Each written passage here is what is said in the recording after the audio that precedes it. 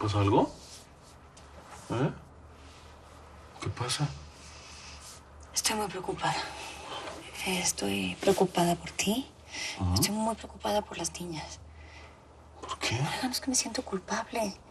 Me siento mal. No, mi amor, tú no tienes la culpa de las decisiones que toma Lisette. Ella es la que está mal. Bueno, siempre ha estado mal. Solo quiero saber si la querías mucho, o sea, si en verdad la amabas demasiado. Mi amor, O no, dime. Diana, ¿a qué viene eso? Ella se fue.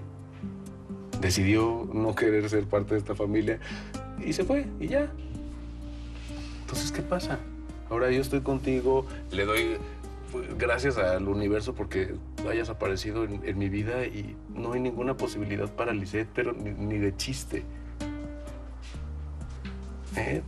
Tú tranquila, de verdad.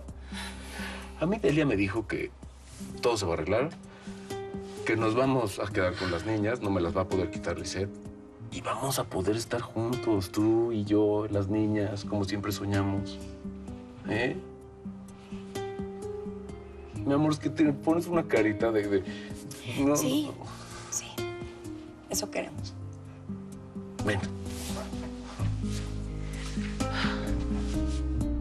Todo va a estar bien, te lo prometo.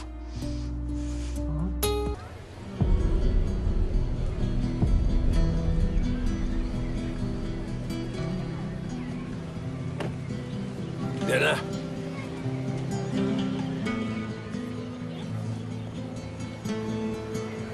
Diana.